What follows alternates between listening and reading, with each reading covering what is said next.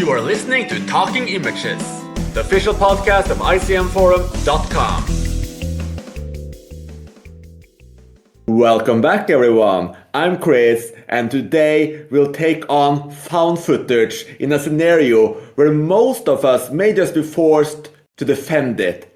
As the question in our episode title is by no means exaggerated or trying to hype up the debate with over-the-top language. It is the genuine view of our dear co-host Saul.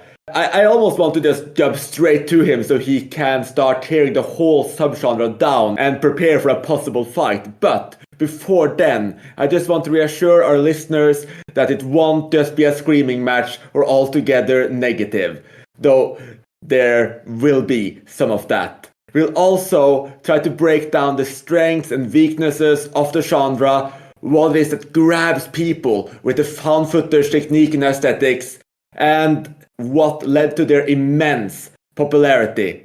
Is there perhaps something very powerful in this type of cinema? Perhaps something only found footage can do, or at least is uniquely equipped to do?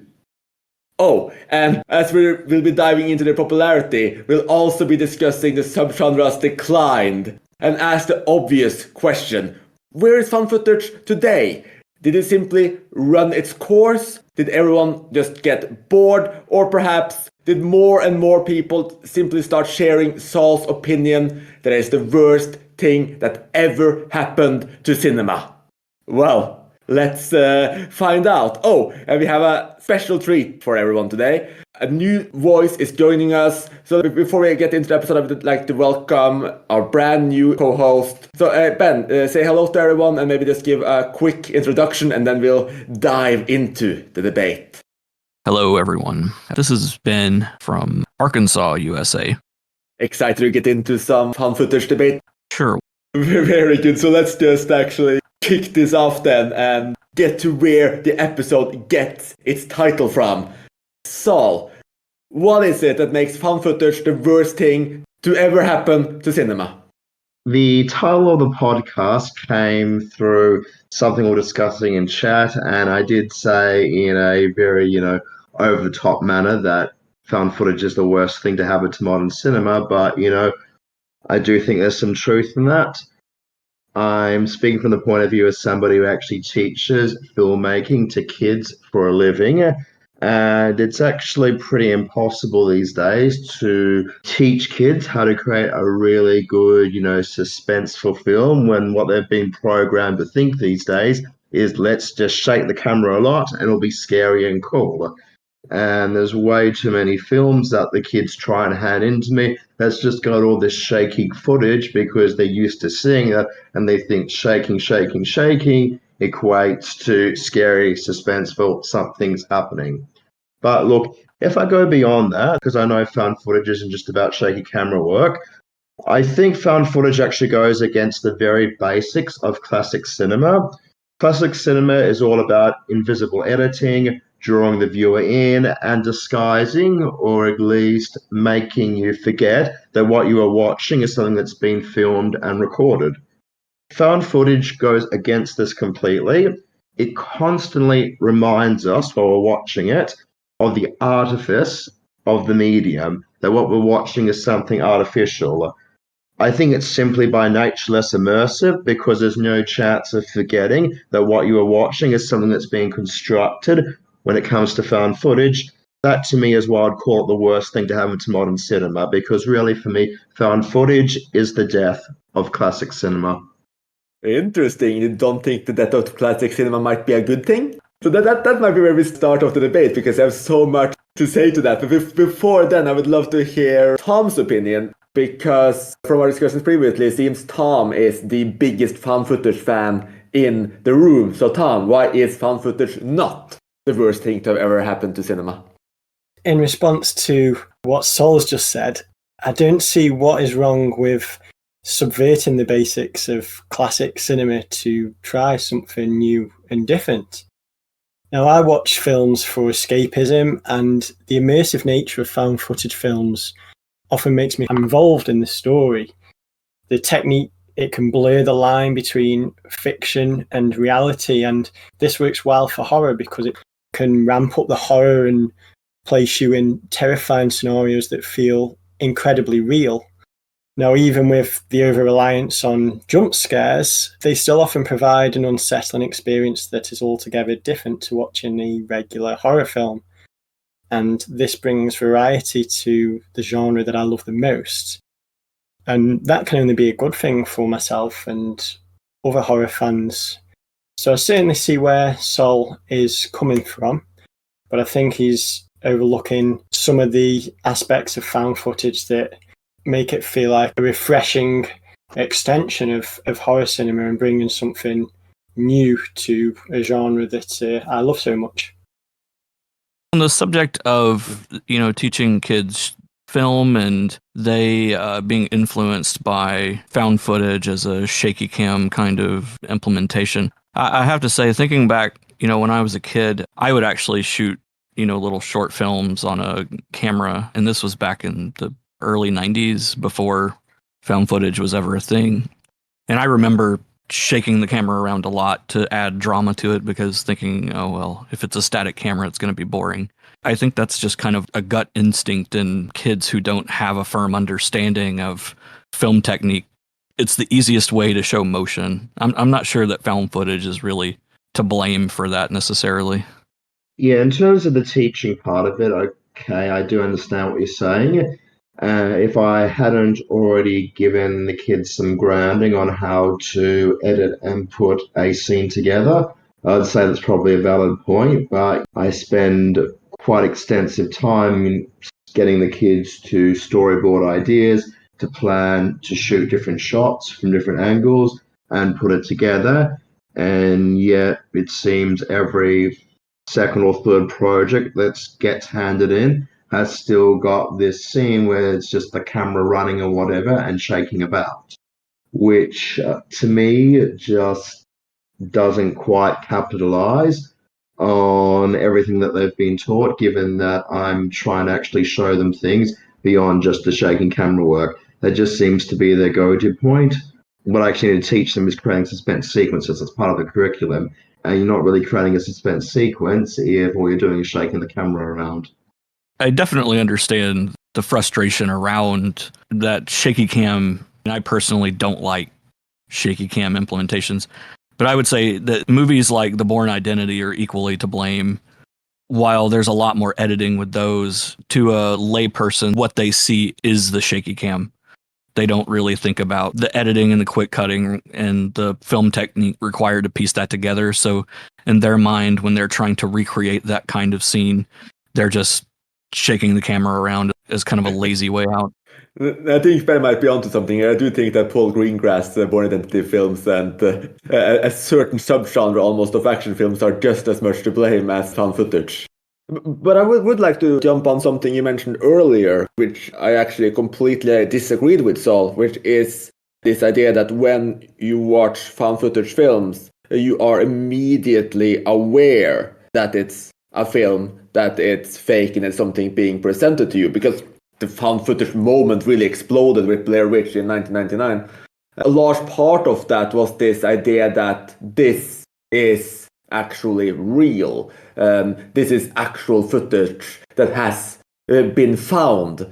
And even though that idea obviously quickly disappeared, the idea is that this is real. In the same way that a traditional movie might have beautiful shots, etc., that you wouldn't necessarily see in real life. Found footage still works on that basic premise that you are watching something that is real. It still has the illusion. It's just that the illusion changes. And that's one of the things I actually really appreciate with found footage, because where in, if you will, classic cinema, it's all about this polish. It's all about hiding the imperfections. But in found footage, imperfections could suddenly work. Imperfections in the same way that imperfections has been played around with in avant-garde and experimental cinema for years to create various effects. Suddenly here you had a really popular medium where the screen could get damaged, or there could be low quality, or you might not be able to see every detail. There might be glitches in the digital camera and so on.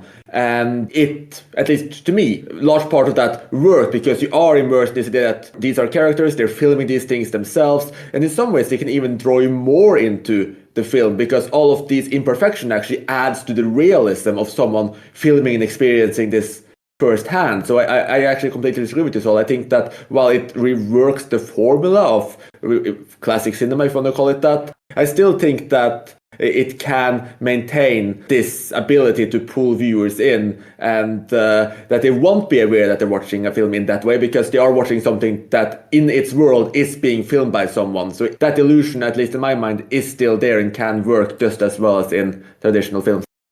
Just to clarify, when I'm talking about found footage, what I'm looking at is not so much whether it's real or not real, but the fact that the film is presenting this as footage. So if you think about, I don't want to say classic Hollywood cinema, but if you just think of like classic cinema, or I guess older cinema in general or whatever, cameras in the room and it's filming people, but the way it's cut together with different reaction shots, you're not hyper consciously aware that there's a camera there that's being filmed each of these shots that are put together. When you're watching found footage or anything at all that's been presented as footage, you're actually aware that you're watching something that is being filmed. So it's a difference between forgetting that you're not in the room with Ingrid Bergman and Humphrey Bogart because, it might get to the stage where you're so immersed in Casablanca that you feel you're right in the same room with those characters. You're never going to get that feeling from a found footage film because with a found footage film, it's always presenting itself as footage. So there's no sort of illusion, there's no chance to lose yourself and go, I'm in this room or whatever with these characters. There's always going to be a distance because the film is presenting itself as footage. So it's presenting itself as something to be viewed rather than having the illusion of being in there. And look, I don't think there's anything wrong as such with having imperfections and some experimental cinema, quite big on some of the big new wave stuff from the 1960s.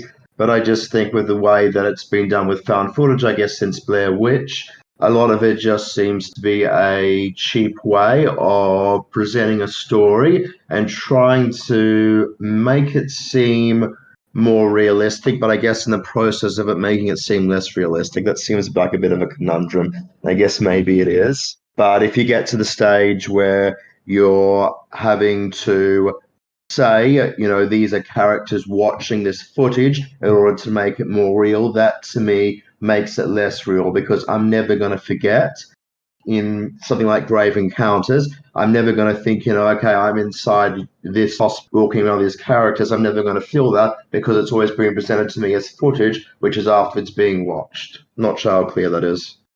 I understand what you're saying. I would say that I don't think found footage movies are trying to be immersive in a filmic way as you're talking about. Pretty much all found footage is essentially a subgenre of mockumentary where they purport to be a real occurrence that you're complicit in. By watching a found footage film and seeing someone potentially dying or have horrible things happen to them, they create that complicity, which builds that suspense and creates a compelling reason to watch it. I kind of feel like you're dinging them for something they're not trying to do. Now, having said that, I will say that for me, where I think a lot of found footage fails, because I'm not like Tom, where I love found footage unequivocally. I do think there are some great ones, and there are a lot of garbage movies out there as well. Where I think they fail is where they don't hold true to their own artifice by the glitches, the cutting. It isn't realistic. It looks artificial. They add artificial glitches, or they have weird behaviors, or people do things like carrying a camera and filming when there's no reason for them to be doing that. They may have a throwaway line of a guy saying, I just want to film everything. But that's, to me, when it takes me out. I agree with Ben there. There are few elements of found footage that will completely pull you out of their story.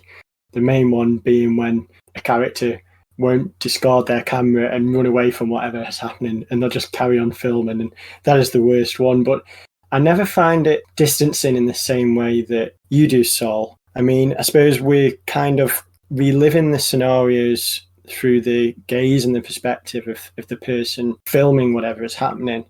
And that, for me, when it's done well, feels immersive. it feels like I'm part of what is going on. And the best found footage films have a tendency to ramp up the tension and build this suspense that keeps you engrossed and on the edge of your seat. And I think that that's a great strength to bring. And I'll just clarify that I know Ben said that I love found footage films unequivocally. I wouldn't go that far. I am a fan of found footage, but I am aware that there are a lot of failed found footage films.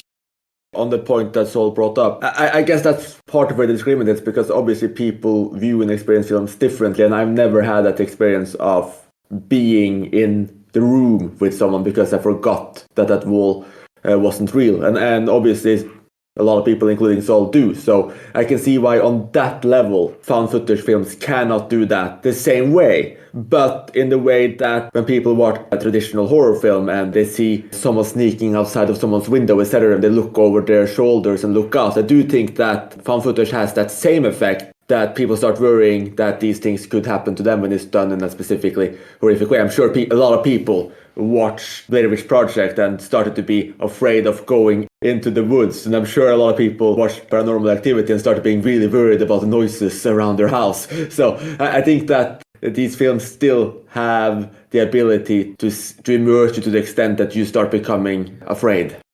I don't really have much else to add on to that. I think it does come down to how you experience films. I just use Casablanca because, that's the popular favorite, but there's like several films that if I'm really enjoying it or whatever, I do actually forget that fourth wall or whatever. Forget that I'm watching it on a TV set or forget the iPad screen. And I'm just entirely focused on the world of the film. And just by nature, it doesn't come across the found footage. So I guess maybe because of the way that I experience films, I guess it makes sense.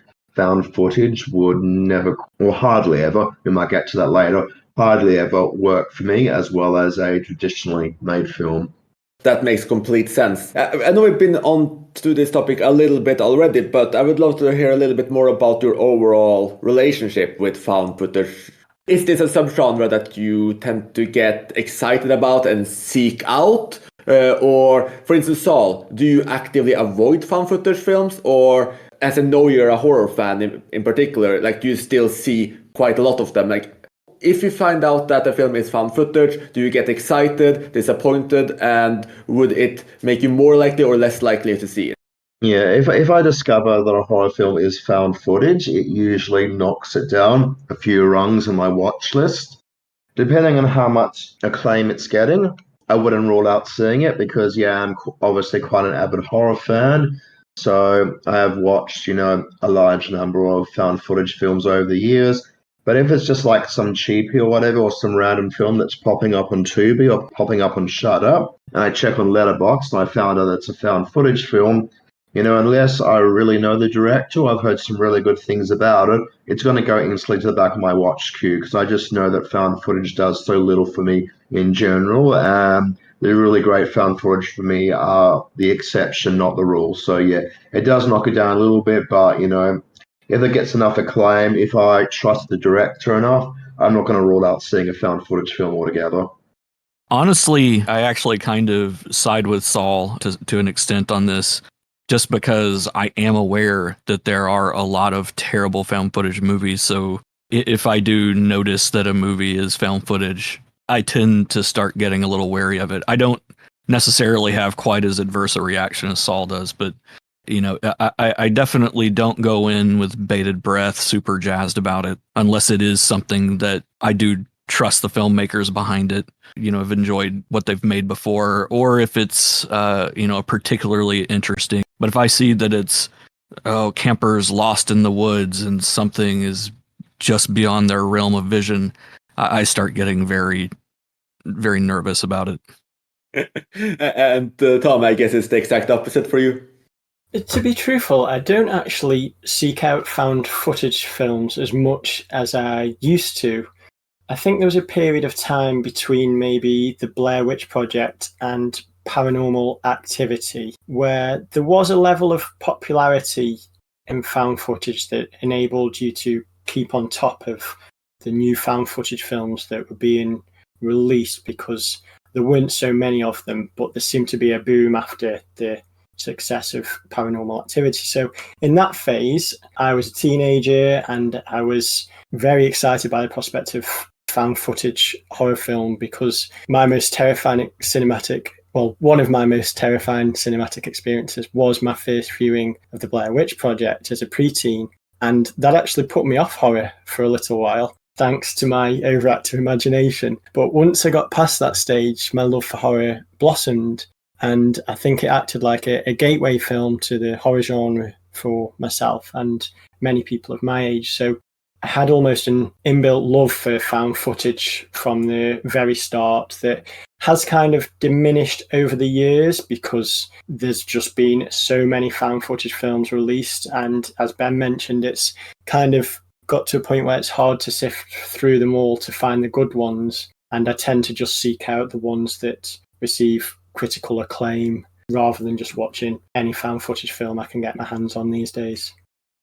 That makes complete sense. And on my part, I'll actually be remarkably neutral. In general, learning that the film is found footage or not doesn't really have an impact on me either way. Though that might be helped by the fact that, unlike my 3 other co-hosts today, I am not the biggest horror fan, or at least not anymore. In fact, my favorite found footage film is probably quite ironic. It's most likely the first ever found footage film there was, The Connection by Shirley Clarke from 1962, which is about narcotics and drug addicts and about this documentary crew filming these drug addicts. It's not shaky cams because it's the 1960s and they have an actual cameraman there with a massive camera, which gives a very different feeling. Though even there, some of the tropes, such as "oh, now you're in it" or keep filming," a lot of those tropes were born already there. But this leads me into the next question, and you guys have already tied this in already, which is that there was this period when there was just this enormous boom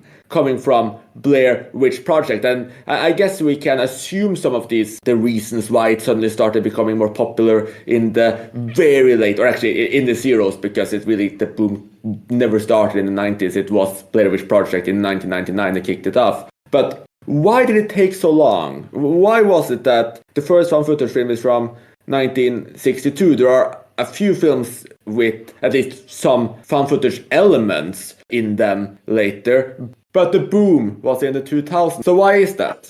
I think part of it may be just due to the overall hesitance to embrace a documentary style film by major studios. Because to your point, there were found footage movies that were kind of peppered around. You have Cannibal Holocaust. That was probably one of the most well-known ones and is often cited as the first one, even though I've also seen The Connection and noticed that why is nobody referring to this movie? It came out 2 decades before Cannibal Holocaust. But, you have a few others. You have that alien abduction film, the McPherson tape. You have The Last Broadcast coming out just a year before Blair Witch. But I think with Blair Witch, it's just, it hit this particular zeitgeist moment where people were building off that theatrical experience. And I think with Blair Witch, the marketing of it was a big part of it because they did market it as a real found footage. And, to my earlier point, I think people were fascinated by that complicity. There are a large contingent of people that want to believe in the supernatural, and they're deeply fascinated by things like that. And then found footage movies in general, I think, do play well in a theater. I know many people, including myself, who have gone to a theater and seen a found footage movie, really enjoyed it, and then watched it later at home and was completely unimpressed. Because I think people do feed off that experience. And I think getting found footage films in a theater really helped elevate their appeal. So the only thing I think I'd add to that is that Blair Witch Project was a massive box office success, and obviously it was made on a very minuscule budget.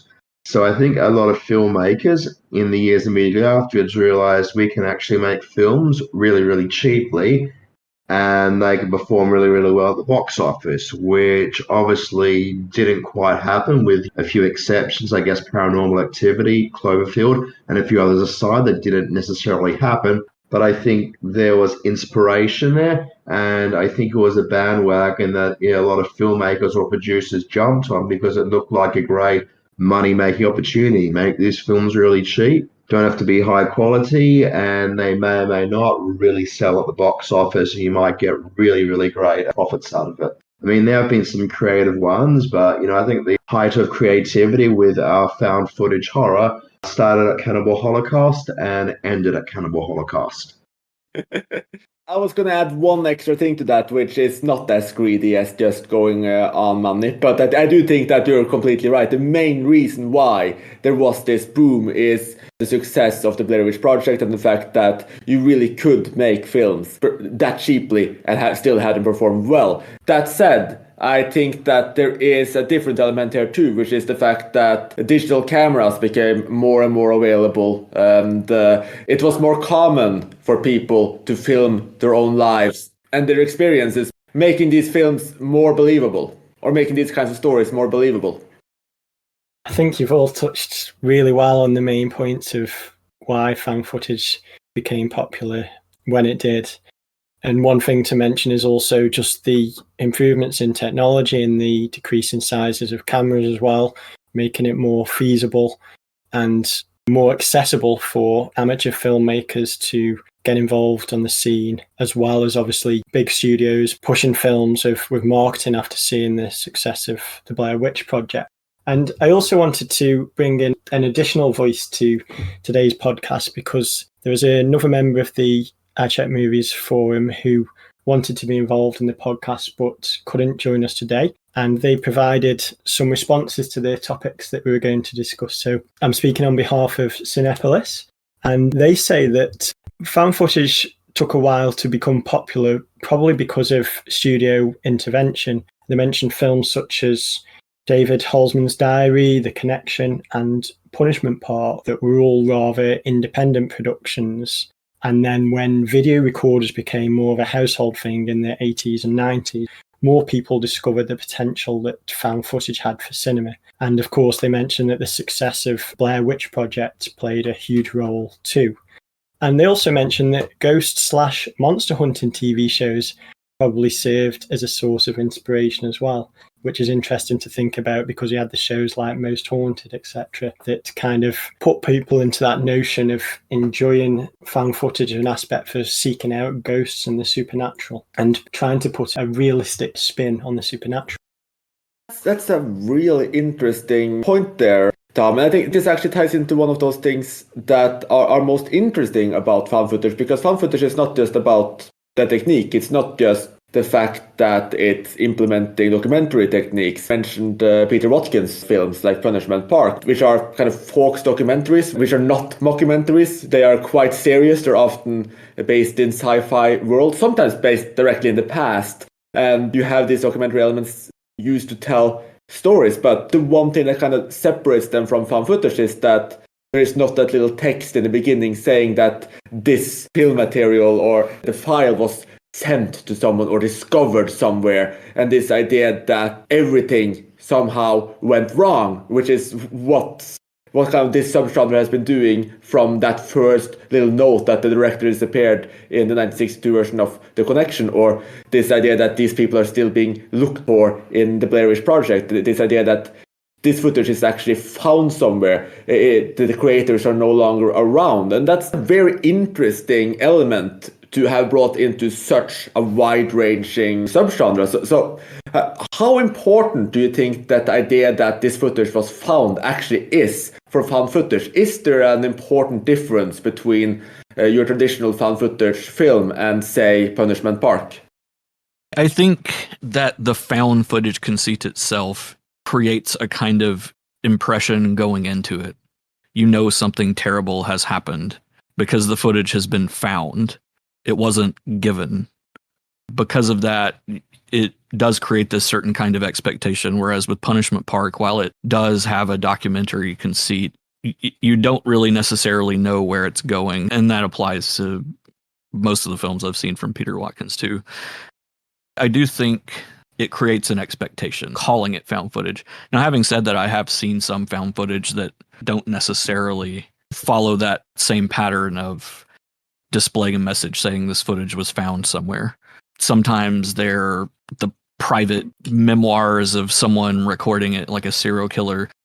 They don't always necessarily have that conceit, but they're still lumped in the same genre because they are that first-person camera view within a horror thriller context. If any found footage horror film begins with a title card saying something to the effect of "These people disappeared and this footage was found," if I see that, I think in my mind, spoiler alert, because it sort of clues me in a bit too much that things aren't going to end well for the characters. And I guess maybe there's a bit of mystery in that in terms of to why it exactly happened. For me, it gives away too much information. So if I'm watching a found footage film, I prefer it to not start with any introduction like that. I think anything like that just sets in concrete a little bit too much where things are going, which to me makes it a lot less interesting to view. Isn't all of found footage kind of a spoiler then, as an entire subgenre in itself? I think any purporting to actually be found footage is, yeah. But like I said, there are quite a few that don't have that title card Saul was talking about, where you don't know necessarily where it's going. But again, I do think the appeal of found footage isn't necessarily what's going to happen, it's how is it going to happen. Generally, if you're watching a horror movie, you know bad things are going to happen by the very nature of it being a horror movie, whether found footage or otherwise. So it's less about, oh, is something bad going to happen? And it's more about when is something bad going to happen? What exactly bad is going to happen? Who is it going to happen to? That I don't necessarily see as big of a problem with found footage, the title card. If anything, it goes into the idea of increasing suspense for the audience, again, making them feel more complicit that they're watching something illicit that they shouldn't be. Private filming of someone's last moments. You make it sound like we're discovering a sex tape with found footage, so I'm Some of sure them that's. are. Yes, I know that's not quite what you're getting at. Yeah, I guess, yeah, it depends how you approach it. I mean, I think it's no coincidence that there are quite a few found footage movies that are set up like snuff films, like those August Underground ones. The Videodrome show in Videodrome. I couldn't make it through a single August Underground film. I've tried, but I just find them too bleak. I can't find any redeeming features in them. But going back to what you were saying, Ben, about the found footage, and I agree, it's not necessarily about the destination, because we kind of all know that the last shot of a found footage film usually is going to be someone's dropped the camera on the floor and it fades out. We know what's going to happen, but it's about the journey. We have no idea of what's going to happen along the way. And because it's framed from the perspective of someone filming, it adds to the realism and this idea that, you know, you're watching real life unfold in front of your eyes. So when these things happen that are out of the ordinary, to me, that just makes the film shine. It really brings something new to the experience. So when we're talking about things that found footage brings to the experience, what exactly is the effect then of found footage within horror? How does found footage add to the feeling of horror and dread? Cinepolis has an interesting take on this, because they say that found footage horror can be very effective when done right, because it makes the horror more tangible by putting the viewer right into the action along with the characters. And while Cinepolis knows that none of it's real, there's always this what if thought in the back of their head. And I can totally get that, because the best found footage films can convince you that you're watching real footage. Maybe not everyone, because I know that isn't something that happens for Soul, but a lot of people who watch found footage films can find them convincing. And talked about Blair Witch and how people believed that it was real footage when it was released, and there's some real power behind that, you know, and it's a strong method of storytelling that has successfully convinced people in the past. Whether it can continue to do that, I don't know anymore, due to everyone's exposure to the subgenre, but it's surely an interesting thing to think about. I do think the few that have managed to pull off that believability aspect of actually tricking people into thinking they're real, going all the way back to Orson Welles and the War of the Worlds radio program where it sent people into a panic after it was broadcast. I think that some of my favorite found footage movies or fake documentary, that general subgenre have that aspect to it where it really does feel real. I'm a huge fan of Ghostwatch, the UK production that was broadcast on TV as if it were a real news broadcast. And it apparently freaked out a lot of people that thought it was an actual real supernatural occurrence happening in front of them live. And that kind of thing I find very fascinating. So I'm obviously coming from the point of view that I don't think found footage actually does anything to make a film scarier, because I guess I'm always just hyper conscious that what I'm viewing is footage or something that's been purposely constructed. Where found footage works for me in a horror sense is when it actually has something to say about the characters. So if you think back to Cannibal Holocaust, and it's all about how the characters are so full of themselves by disrespecting and mistreating animals and mistreating the local people, and it all comes back to get them. So that for me works, and like they're sort of like Gorlin actually filming it. And then you get something like Diary of the Dead from George Romero, which I actually think is possibly the best sequel. It's probably a bit of a controversial opinion. Alongside Day of the Dead, the best sequel for me in that franchise, because it's about the characters filming the experience of the zombies.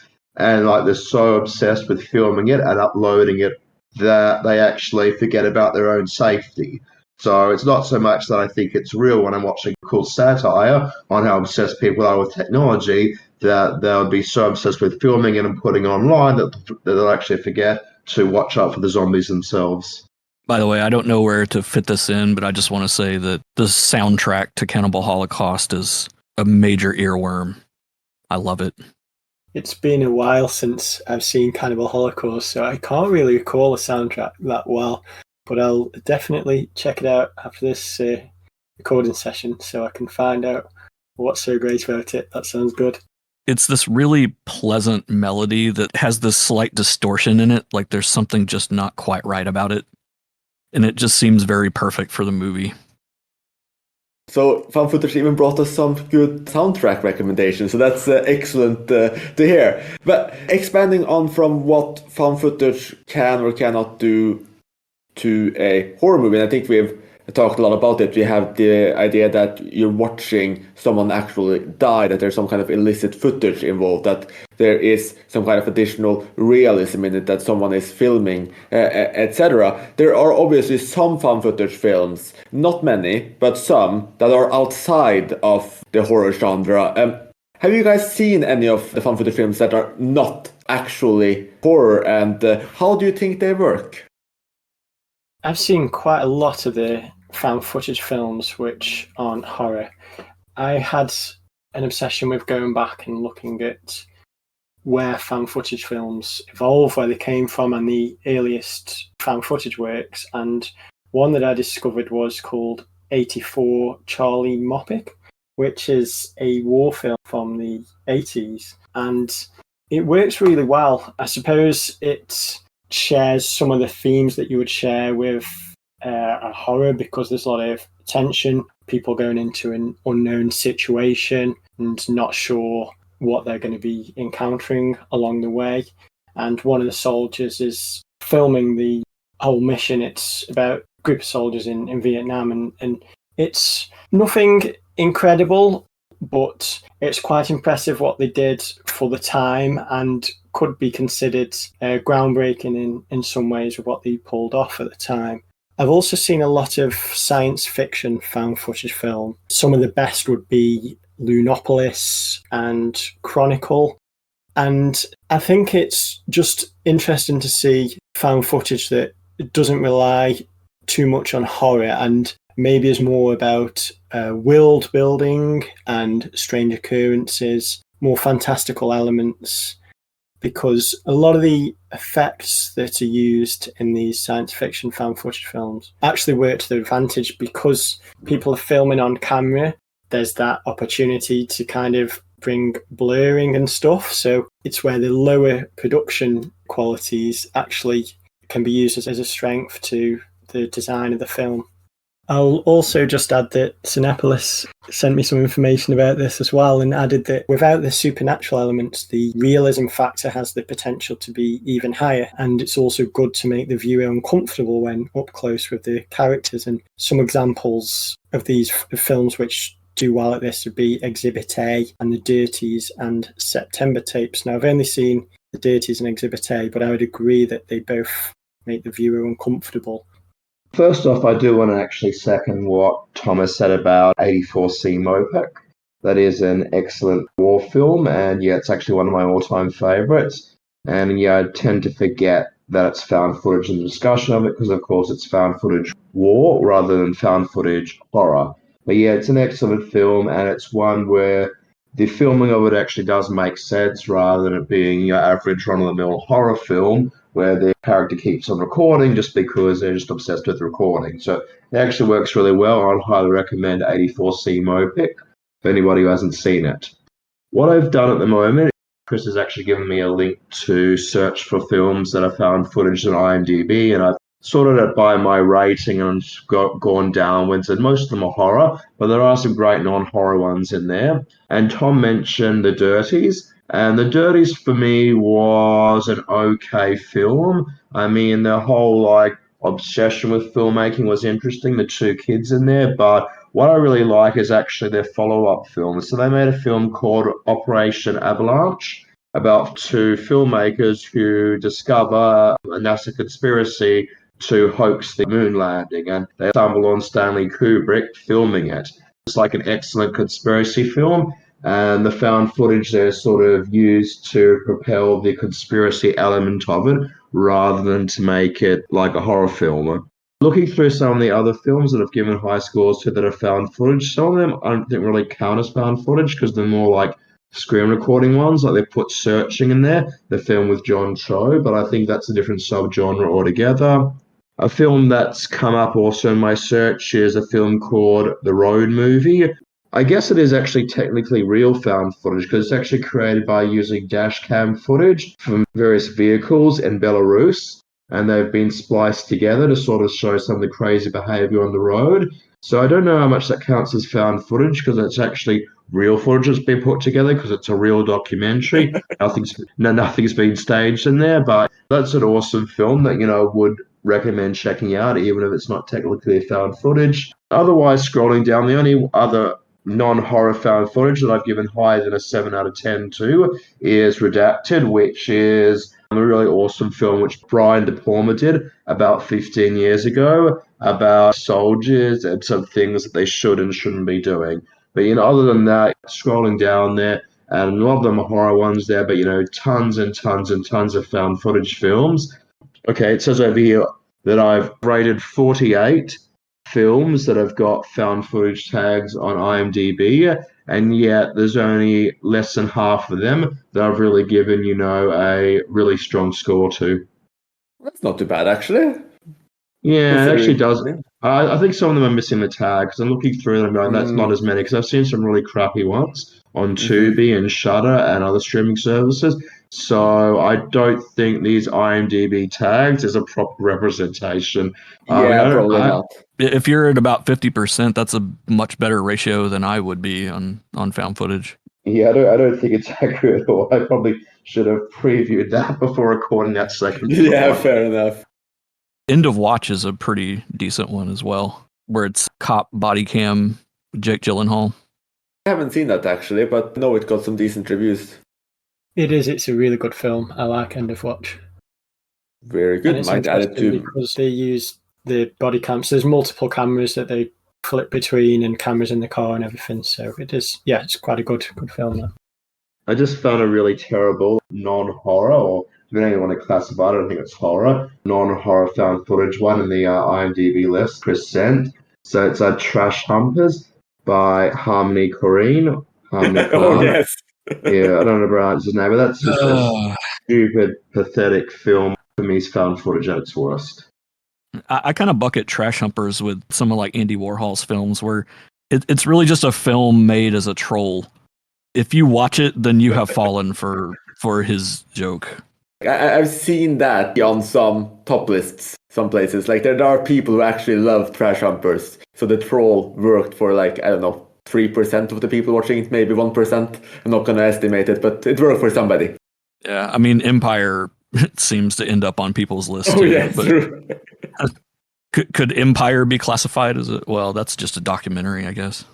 Yeah, it wasn't necessarily found, but I loved what Saul mentioned earlier about this film that is real found footage of cars dash cams. And that actually made me spot another film on this list from IMDb, which is Dawson City Frozen Time, which is also actually real found footage, where they literally found film reels frozen in the river from the silent era, but they were discovered frozen in this river and recut to kind of tell the story of the city. It doesn't have anything to do with found footage, but the tag is there on IMDb and the footage is literally found. So that's a nice little anecdote for you. I wanted to bring up two films that were quite good, both of them from the very same year actually. 3 years after Blair Witch Project. So kind of in the early days of the boom, back before it was fully horror aligned, and they're quite interesting. One of them ties in with what I talked about with Operation Avalanche earlier, in the terms of covering conspiracies, and its Interview with the Assassin, which dives into John F. Kennedy assassination and this idea that there was a second shooter. And the film is essentially an interview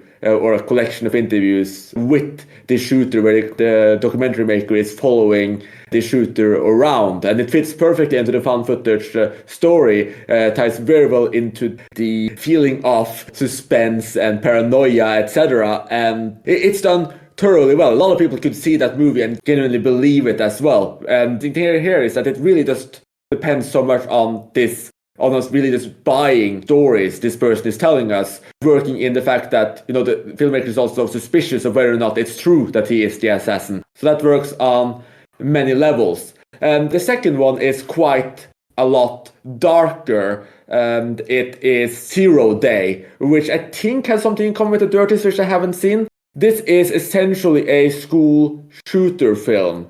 It's made 3 years after Columbine massacre, and it just feels very, very real. You have these two teenagers who are filming themselves. They're outcasts, they're not happy, there are issues, and you slowly see it escalate over the course of their own footage, ending with not their footage, but security camera footage. It's very bleak, very dark.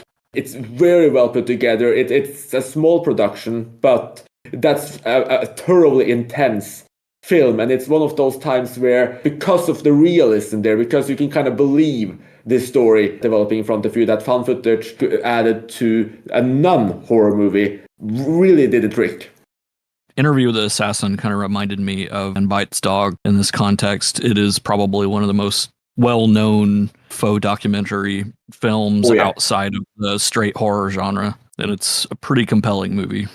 Oh yeah, that's actually, if that qualifies fully as found footage, I think it does qualify fully. That would probably be my favorite found footage film as well, actually. That's so darkly hilarious, bizarre, and it really works. And I think we've been talking a lot about what really works with found footage. And one of the questions I mentioned in my intro was whether or not there is something that only found footage can do, or at least something it's quite uniquely equipped to do. Like, would you say that something would be amiss in cinema if found footage never really existed? Is there something special that found footage brings to cinema, be it horror or other genres, that it would be quite sad if we never got to experience? I'd like to just say no and then pass to the next person. But, like I said, there have been some good ones over the years, very few by percentage. But obviously, I'm a big fan of Cannibal Holocaust. I think that's an excellent film. We mentioned 84, Charlie Mopek, Diary of the Dead. There have been some good ones over the years, but I think there's a lot of them where, it's just capitalizing on the success of Blair Witch and not really doing anything particularly interesting with the technique. One of my favourite found footage films is Wreck, that we spoke about at some length when we did our episode about Spanish horror. And this is just an incredible exercise in tension when a news reporter goes into a apartment block due to an incident that happens there and gets sealed within the building, and there's an outbreak in there. It's just an excellent film. If we didn't have found footage, we wouldn't have that film, and that would be very sad indeed. The last 15 to 20 minutes, where there's a sequence which is almost entirely in the dark, just flashes from the camera and glimpses from a bit of light coming in here and again.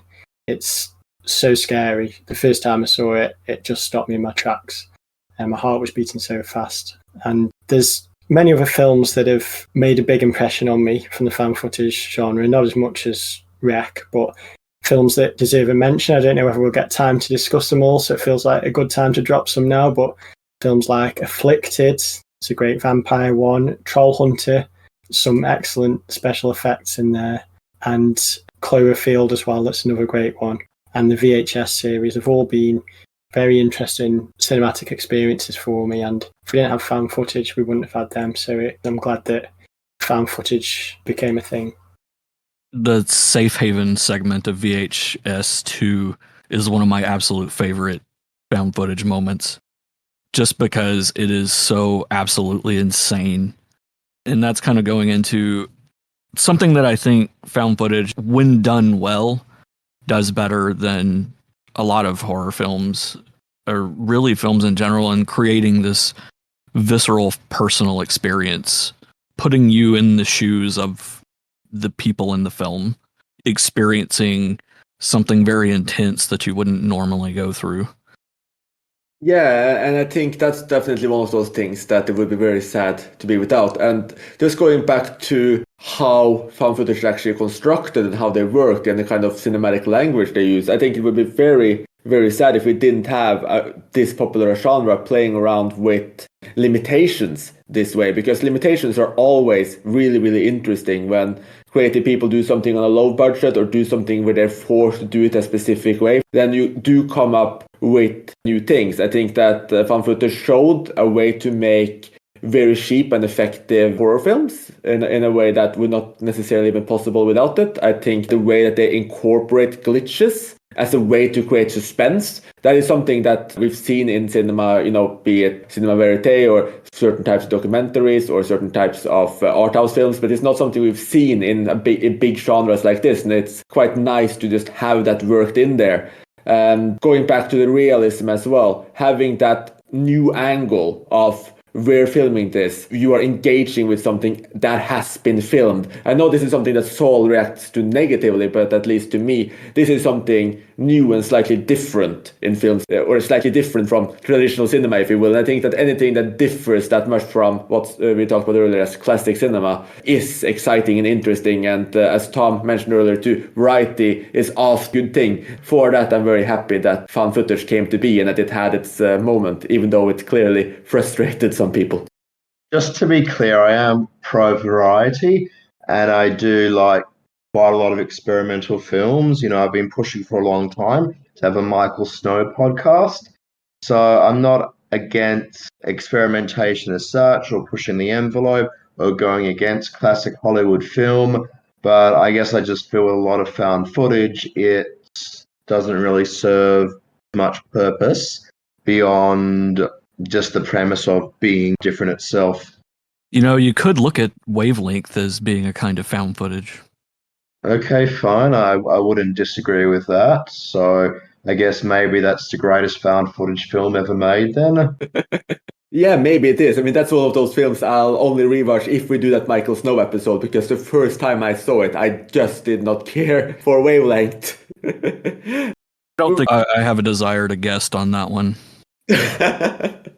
Well, you're missing out, guys. It's like the greatest murder mystery film ever made. It's all about an unsolved murder. And Yeah, of anyway, course, yes. we'll get into it later if we ever do a podcast on it. But it might well be the best found footage film ever made. That's a really interesting way of selling it. Maybe some people will actually see Wavelength now that they wouldn't otherwise. So well done, Saul. That would be a great line on a DVD cover box. The Yes. found footage film, as declared by the person who hates the found footage the most. Yes. What a marketing line that would be.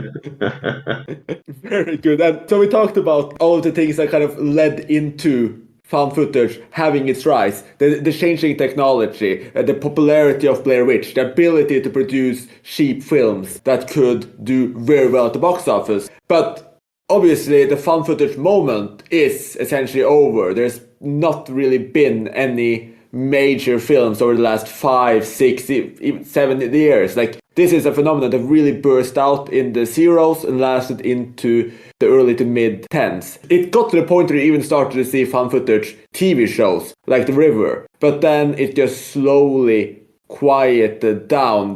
There's still some found footage films dropped, but the trend has clearly declined. Looking over the films based on, the number of votes, for instance, on IMDb, essentially everything on top is from 2015 or earlier. So what do you think it was that led to the decline of this trend? I think it's purely just the glut of terrible, cheap, badly made direct-to-video ones that flooded the market and just burned people out on it. And then you have things like Paranormal Activity getting in number of sequels. I think it may be up to 7 or 8 of them at this point, that I think people just got sick of it. Definitely have to agree with Ben there. Complete oversaturation of the market. Anyone could pick up camera, make a cheap found footage film, and there's just too many of them now, and most are horrendous. It also ties into the cyclical nature of horror as well. The horror genre tends to follow trends depending on what is popular. The 80s are kind of renowned for being the slasher era, and I wouldn't be surprised if people look back on the noughties as the found footage era of horror. But it doesn't mean that subgenres go away. There's still people who release interesting found footage films, but they're few and far between. With the rise of TikTok recently, there was an increase in popularity of the film Megan is Missing, because it was touted as this horrific film, and it was shared as an online challenge for people to watch it and post their reactions. And it's interesting that people can revisit these films and reappraise them from a new perspective when they're brought to light through social media. Bask in 20 minutes of digging. Exactly. Yeah, I can't say I'm the biggest fan of Megan is Missing. I get what it's trying to do, and I think it did what it was doing fairly well. That doesn't make it a pleasant experience. I liked Megan is Missing. I wouldn't say I loved it or whatever, but I did think it was pretty good. Mainly in its first 2/3, which really for me evoked Unfriended, which for me is one of those ultimate horror films of all time. I really love on-screen horror. I don't think there's enough films that I like that these days. And I think like the first 2/3 of the film, which was a lot about that, were great. And I think from memory, like towards the end, that sort of petered out and became less about video calls and everything, and more about what happened to her. Quick question actually is also, I noticed on IMDb that Unfriended is tagged as found footage, and I haven't actually seen it yet, but does that fit, and would Unfriended and that franchise qualify as found footage? I don't think it really counts as found footage. I mean, what Unfriended is, it's one continuous screen recording of a computer screen. And I noticed also in that list they also had Searching in the John Cho film, which takes the Unfriended idea, but we actually see a whole bunch of different screens. Everything we see is on a screen. So for me, that's different to found footage, and I find a lot more dynamic because it's a lot about our relationship to the screen. So like when things happen on the screen on the computer and things like start shaking around or whatever, you're not quite sure if it's a problem with your computer that you're watching the film on or whether it's a problem within the film itself. So it sort of like blurs it a little bit for me. And yeah, I just love these screen films. I mean, there's the 2 Unfriended ones. There's Searching. There was the film Spree, which came out quite recently. And I think it's a great untapped potential for horror films. There's also like a really great one with Elijah Wood called Open Windows about 8 years ago. It had a ridiculous twist in it, but just the way everything was put together as a series of screens was very dynamic for me. And I think it's very different from found footage because it's not the sense that you're finding this footage that somebody shot or whatever and this is what happened to them.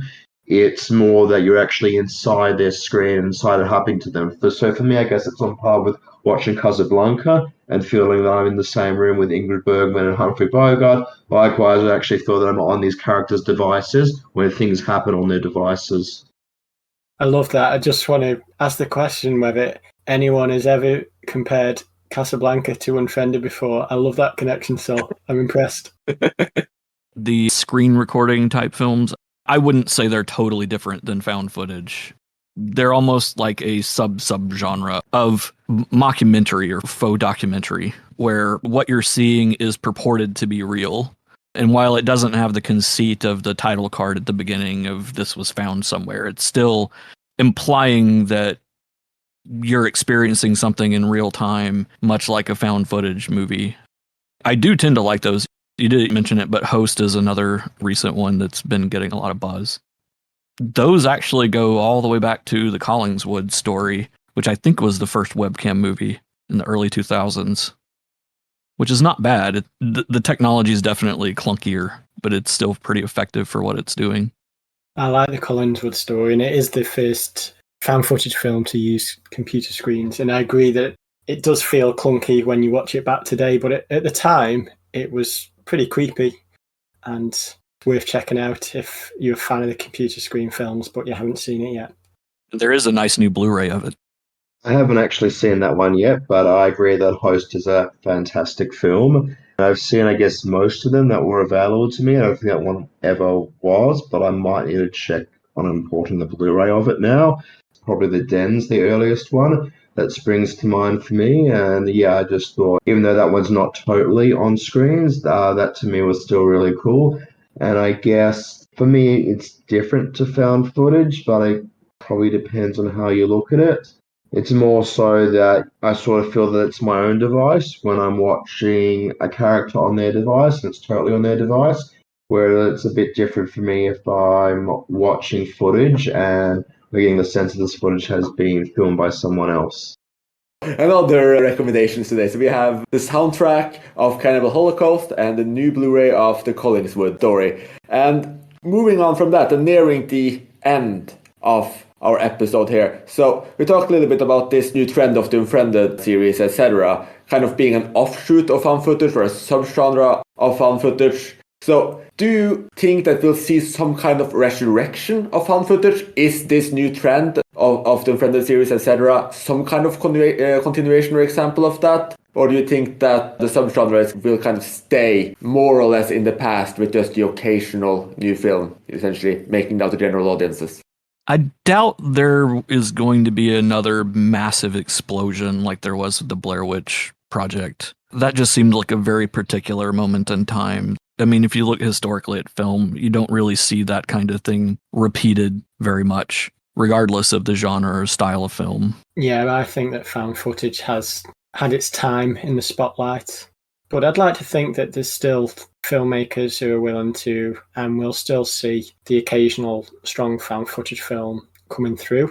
There may even be a resurrection of the subgenre, maybe in 20 years' time when it becomes retro and it's a nostalgia thing. Who knows? But I think it's probably unlikely that we're going to see it become as popular as it was in the early noughties ever again.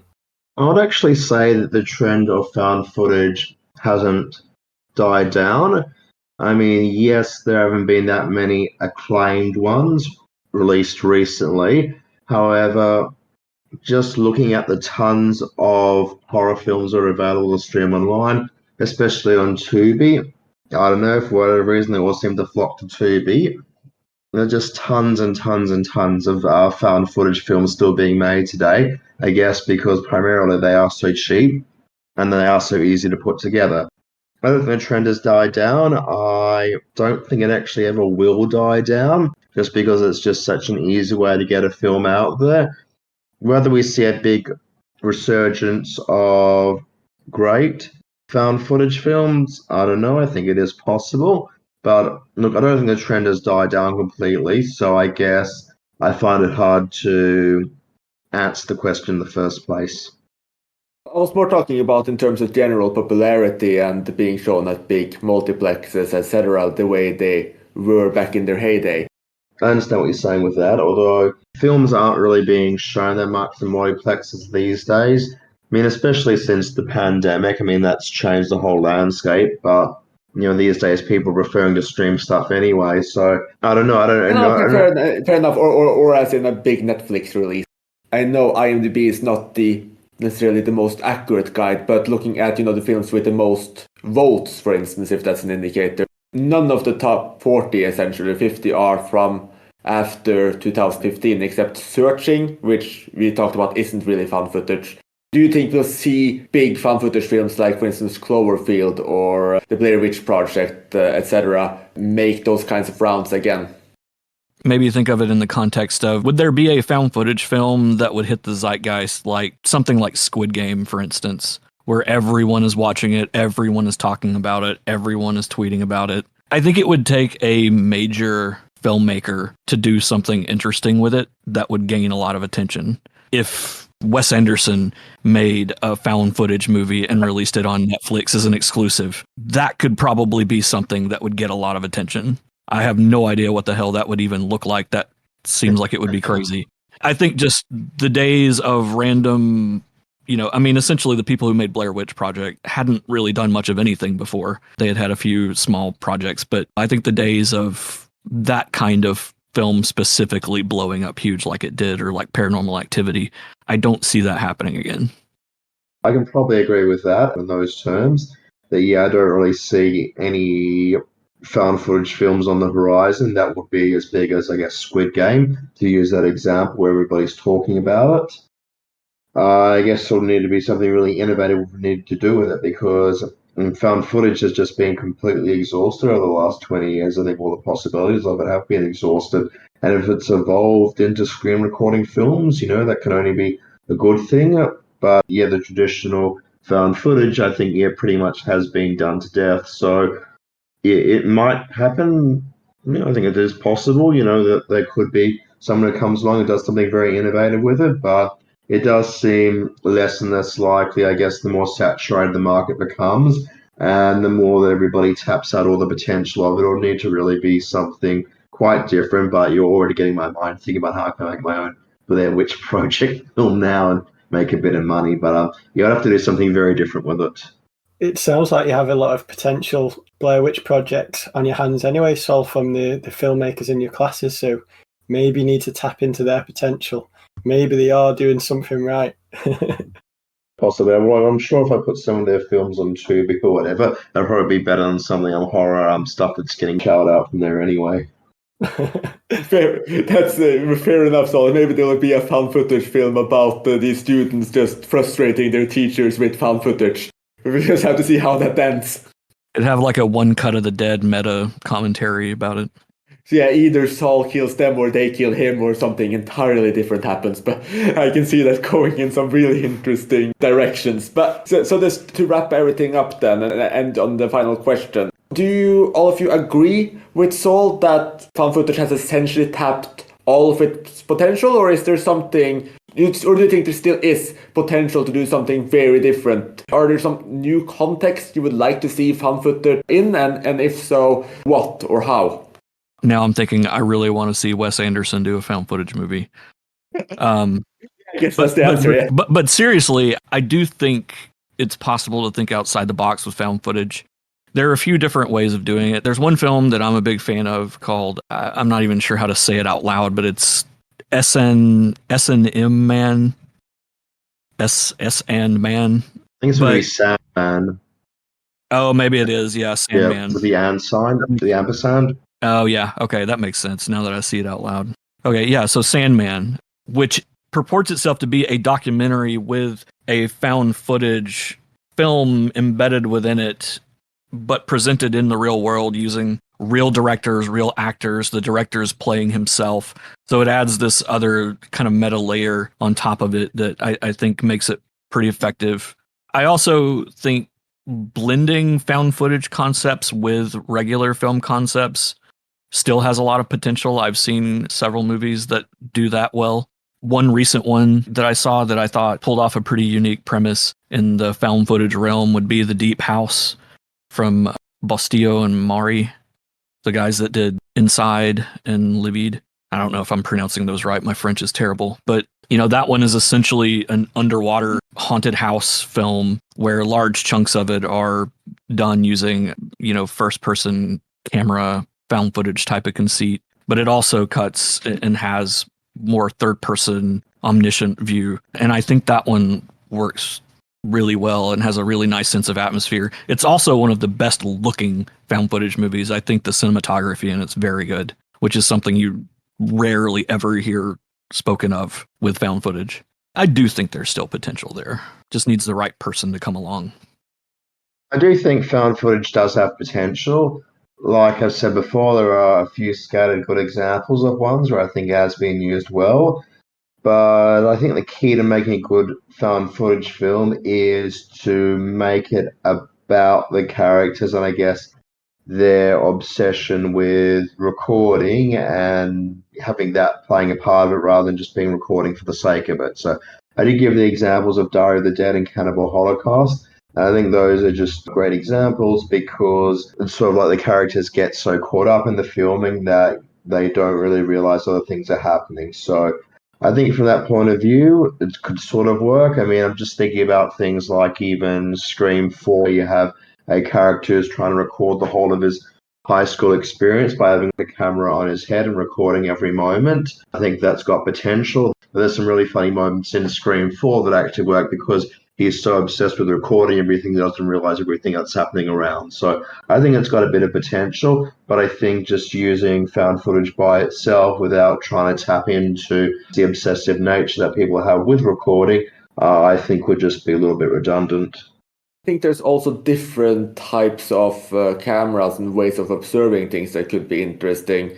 So I haven't seen End of Watch, and when you talked about that, I think that would be really exciting too, because it's based on body cams, so it's something that is very realistic. And using surveillance cameras, which has been used in found footage before, or other types of angles, other reasons for filming, if you will, could bring something new into the genre. I mean, I remember when we had our space exploration episode, we talked about the Europa Report, which is a found footage film set in space, and it's kind of these cameras from within the spaceship that worked really well too. And we talked at that point about how interesting it would be to see some more films that are set in that kind of context. I do think that there could be new things, just in terms of changing like the basis of the found footage, or just the time of how long ago the found footage is. It would be interesting to see. We talked about the Renaissance in 20 years. Maybe the found footage would then be from 20, 30 years in the past, for instance, adding some essentially period elements to it. That could also be exciting. So I would like to see what a Renaissance could be. Obviously, we have seen slasher Renaissances, so we could see some found footage Renaissances. Or just like we saw, for instance, with The Artist in terms of silent film, like some kind of big film that kind of just summarizes or brings up the found footage genre. And as a lot of us have said now I just can't help it. I really want to see that Wes Anderson found footage film. I was just going to say that Wes Anderson found footage film, that happens, that would be absolutely, that would like do my head in or whatever, because his films are too symmetrical as it is, so I can't imagine a completely symmetrical found footage film. That would be totally insane. Yeah, exactly. That's what I'm thinking too. Like, how would that work? It would have to be like, maybe it would really be what you talked about. So like that character that's so obsessed with filming, but maybe it's a cinematographer or someone with OCD or something like that, just really needs to capture the perfect angles. I love this idea. Let's just hope that Wes Anderson is an avid listener of Talking Images, and us talking about it gives him the inspiration that he needs to make it a reality. I'm keeping my fingers crossed for that one. Yeah, absolutely. And if anyone listening knows Wes Anderson or knows someone who knows Wes Anderson, message them about it, email, send letters. Let's just get this moving and let's get Wes Anderson into the director's chair for a found footage film. It might just be the development his career has been waiting for. He tried animation already. He could succeed in found footage as well. And on that note and on that call to action, thank you so much for listening and join us again soon. You have been listening to Talking Images, the official podcast of icmforum.com.